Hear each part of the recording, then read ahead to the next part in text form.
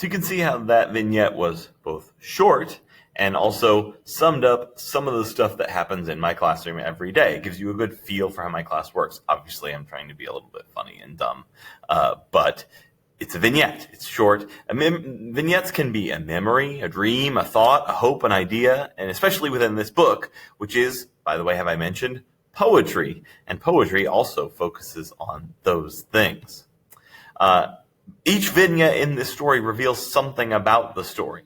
It could reveal the setting, the character, the object, the tone, like the actual tone of it, the mood, the themes, like the important things that they want us to learn about the human condition. And it could be a plot change also. It could reveal important things that happen in the actual story itself. Vignettes are popular in creative writing, and they achieve an artistic effect. They are short, and therefore often more effective than taking a big, long time to tell a story. Some terms you want to know for this book as we read it. First of all, you want to know what a metaphor is. A metaphor is when you use two things that are not like each other to describe one another.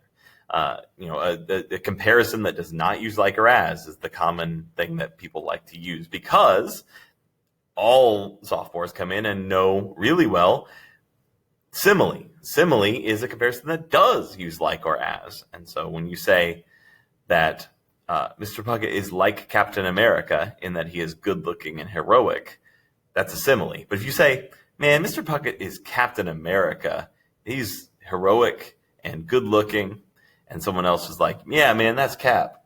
Totally, exactly, right?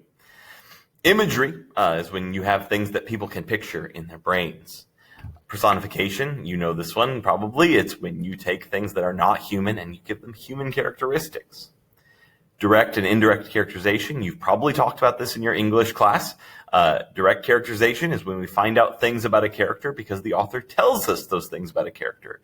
As in, in my novel, Mr. Puckett was funny and good looking, right? I tell you, both funny and good looking. Indirect characterization, though, that's when the author just shows us the character being those things, and we are left to make decisions for ourselves as to whether or not we think they apply. So instead of telling you Mr. Puckett is funny and good looking, they would just show you Mr. Puckett making a funny joke or being hilarious or just his very good looking face. And then concrete poetry. Concrete poetry is poetry that takes a concrete form. It actually looks like something, that the lines form different shapes and things that the poem uses to its effect. Finally, footnotes, things at the bottom. This is when you see the tiny little number 1 right up there. And then you look down at the bottom and there's that same little number 1, and then it gives you more information on that topic. That's a footnote. And now you're going to go to the next slide, and you're going to see this video for information on the actual tsunami that happens as the setting of this book. Have a great day, Flashes.